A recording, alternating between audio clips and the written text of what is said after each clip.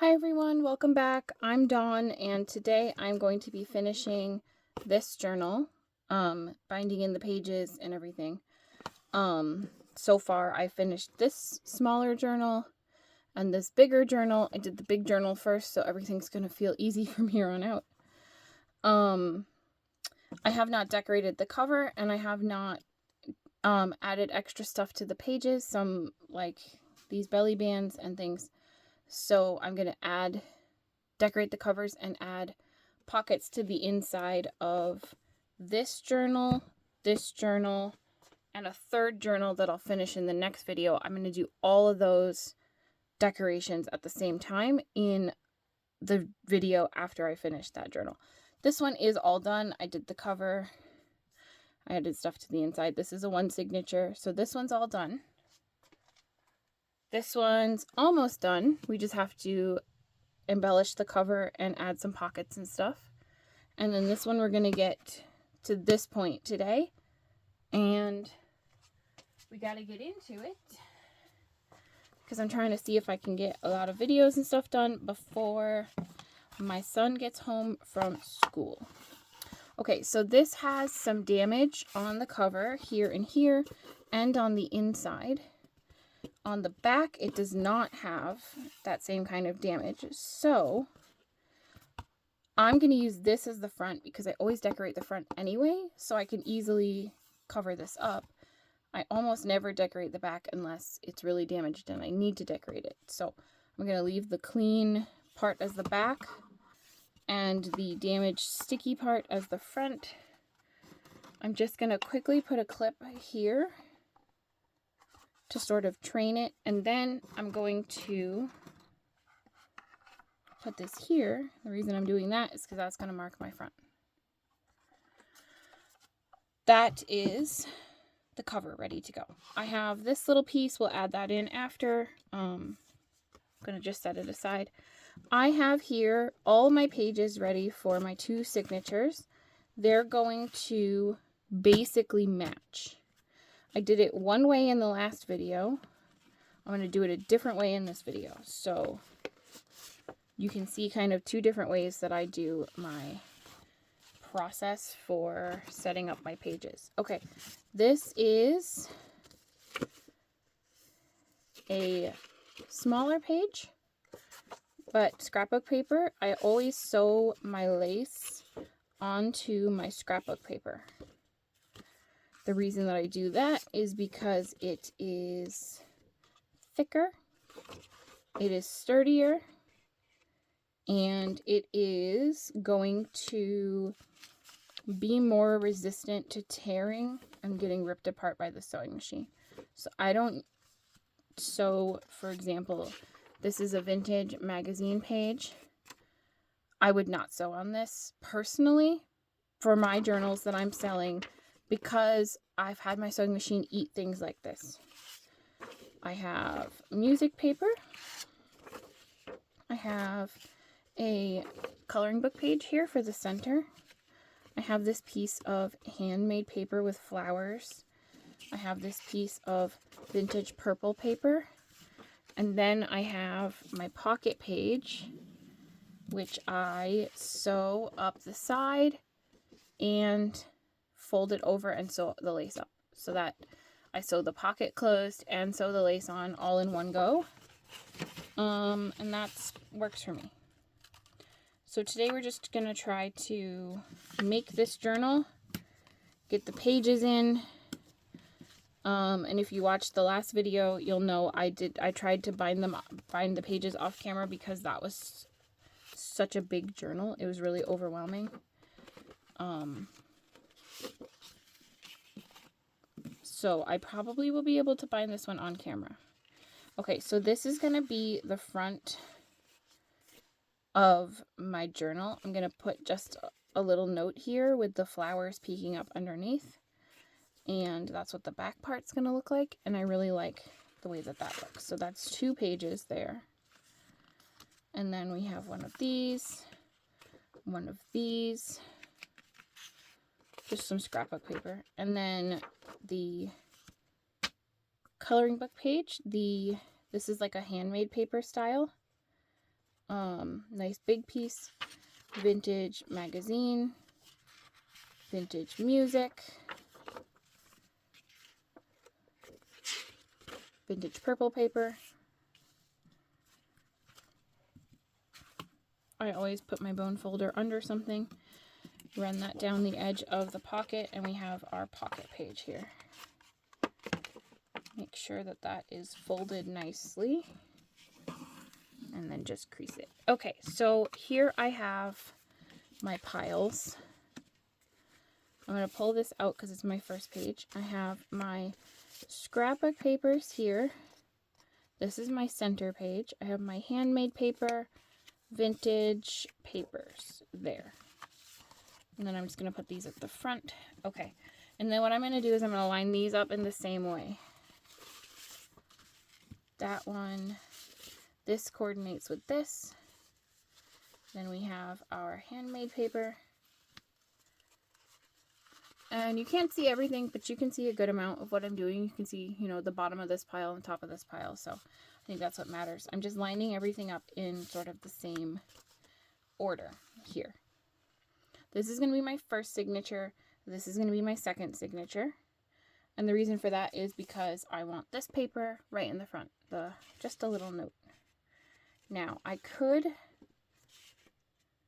put it like this. But I actually am thinking that maybe I'll put this with something else. Like this one. Because I think I like the way that that looks a little better. And then I can center it. Hold on, I think that's upside down. Yeah, the flowers were looking upside down. I don't know, I think I like this better. I don't think I like the way that it covered up the flowers in that one. So I'm going to do that. Then I'm going to slip this over here. This matches that, so this goes over here. This would be, if I wanted to do the same thing and have it like this. Ooh, actually, I see, it's hard to remember what my original plan was. And I think my plan was to line these two up at the top. And then to line these two up at the bottom. So that's your back. And then this is what, fix it. This is what the center of the two signatures will look like. And I like that. I think these are upside down. I think that they printed it like that on purpose. I don't think they made a mistake in the paper pad, but I think they were trying to make it look like vines dangling down, but it's the type of flower it is. It's just that they flipped it upside down. So I don't know what's up with that. But this would be the front. This would be the back. I like that. I'm going to go with that. So that's this. That's here. This goes right here. Okay. I always start in the middle of my signature. Make sure it's oriented the way I want it. The first thing is going to be my coloring book page. So what I'm going to do as I go is I'm going to grab from the second pile and just make a stack. So I'm going to do my coloring book page. Then I think I'm going to do this purple. Get that in there. Then I grab the purple from my second pile and I just put it on top. Then I think I will do this magazine page. And then I'm going to grab my darker paper. And again, try to make sure it's right side up. It's hard to tell. This one might not have an orientation. Then I'm going to take my hand-dyed paper or handmade paper. Put that there, and then because the handmade paper is really lumpy, I'm going to put on either side of it a piece of scrapbook paper just to help kind of reinforce it. So then I'll take that matching paper and put that there. Then I have this coloring book or music book and my pocket. music, pocket, pile. Then we put this. Then here we put this first page here. This goes up at the top. Then I need to make sure everything's straight, and I just use my fingers like that. And then I am trying to be really careful because my fingers don't quite reach far enough to like get that to grab that smaller size paper. So I'm struggling a little bit to get that on. But now that I got it on, I have these giant paper clips that I use, and I'm going to make sure that I grab that smaller size paper on the back. Okay. So that is my first signature. Just usually grab that around and make sure everything's tucked in. And then, because I like to start from the middle, I can flip this whole pile over, and I can start grabbing these papers and making this signature in the exact same order, because I made sure to track the order I was doing as I went through. That is how I be sure to keep my pages in the order that I want them in. I'm going to put this a little high up, mostly because if I put a pocket page in, I imagine that the things are going to be at the bottom of the pocket. So if I have some half-size pages, I'll tend to put them a little higher than lower if I'm trying to not center them. I feel like I'm talking really fast, and if that's true, I'm sorry. I'm a little bit, I'm trying to go a little bit fast,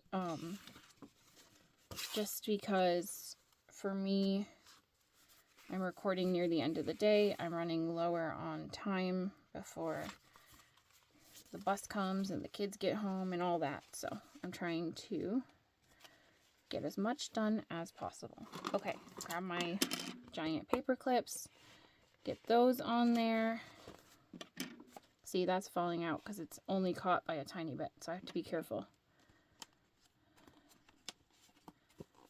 Get it all in there and then double check it.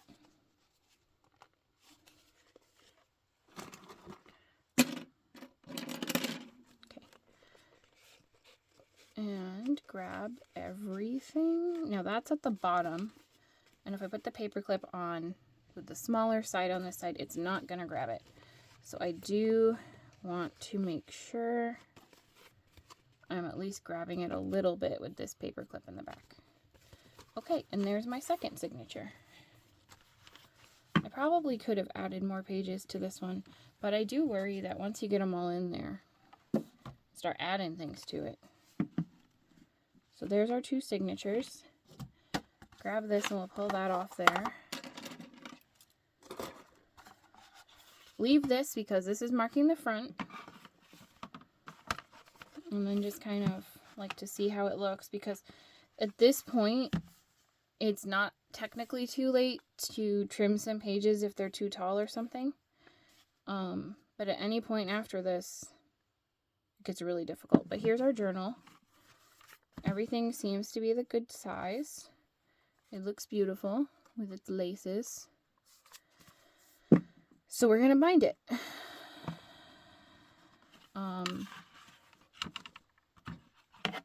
Put that aside for a minute. I have this tool. I'm not going to do the whole spiel. I did it in the last video. I have this tool. I use this tool because I have carpal tunnel. It makes it easier. I don't think you need this tool. I don't have a link for this tool. If I need to find a link for this tool, let me know. I don't know what this tool is called. And conveniently, if you were watching my last video, I had to pause and do all this math and everything. This journal is the same height. I don't have to do my math again. I have my math from the last time. I don't know what these whole measurements are. It might be centimeters. I've never measured it, so I don't know. But I do know that I did all the math based on the fact that this goes from 1 to 36 and finding halves that way.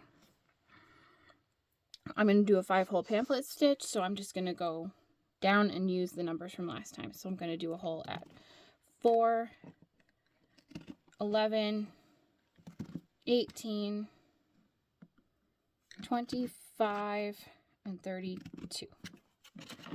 And then, as I explained in my last video, the holes do not go all the way through. So you do have to then find your hole, which is easier to see in person than it is on the camera. Find your hole and just poke all the way through without stabbing a hole in your hand. I just got my son off spring break.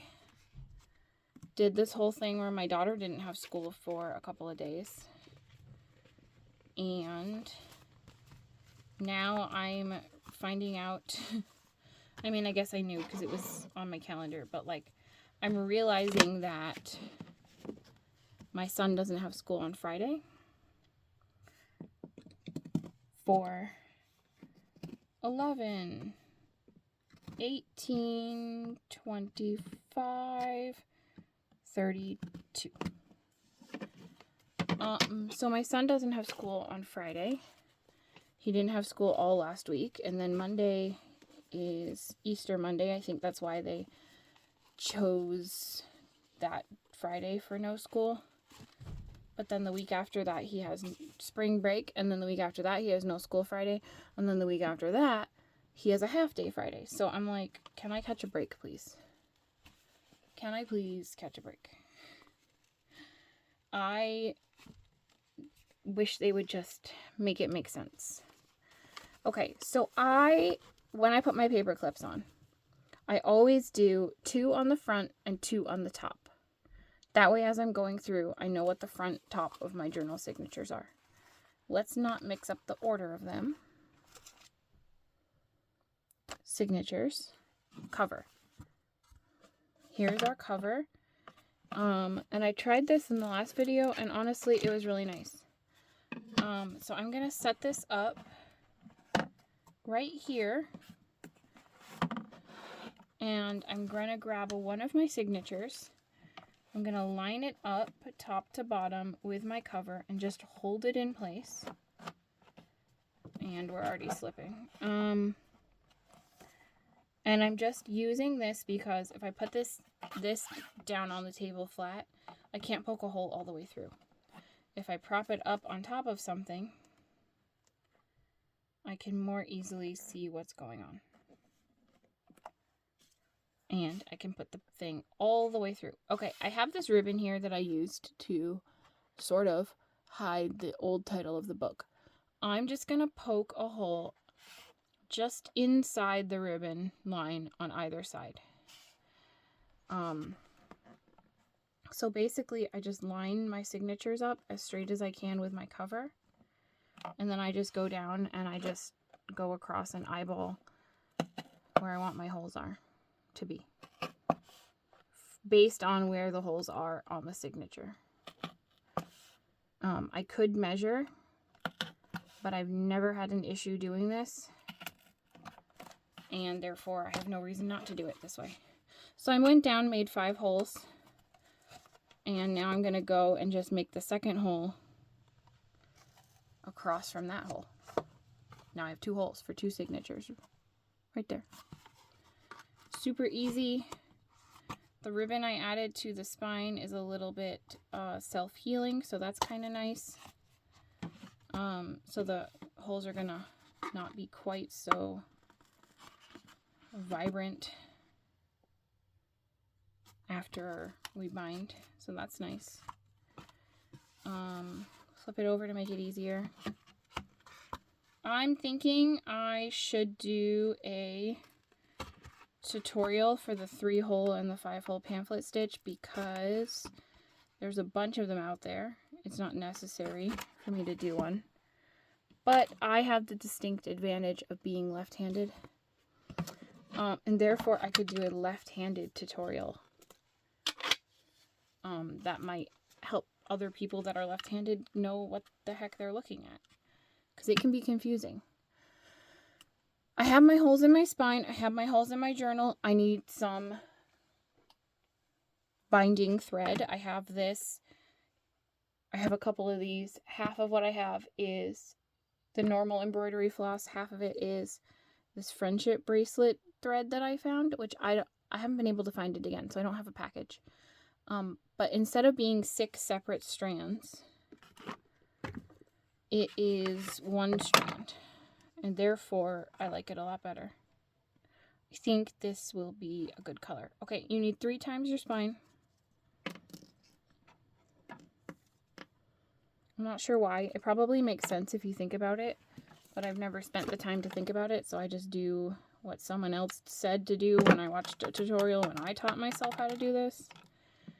They said 3 times. I do 3 times and it comes out the amount I need. So I just trust the process. I'm sure I could figure out why the math on that works, but does it matter? I don't know. Okay, grab one of my strings. I cut 2 at the same time. It's easier. I have a magnetic board up there. That magnetic board has a magnet on it. And on a magnet, I keep my needle. That's how I never lose my needle. I lost enough needles to learn my lesson. And I got an old magnetic board with some shelves and some hooks so I can hang things like this is sitting on the little shelf. Just a thing of little paper clips, for example. I have some laces hanging up that I use a lot. Okay, front, top, front, front, front, front. I'm going to just bind this. Depending on how this goes, I might take you along for the journey. I might pause. We'll find out. It is hard to do it on camera, though. Like, to actually find the hole and stay within the frame is exceptionally difficult. Just doing a simple, once you get the hang of it, it is actually simple 5-hole pamphlet stitch. I do a 3-hole or a 5-hole for pretty much everything that I do. I find it to work, and do that definitely poked through.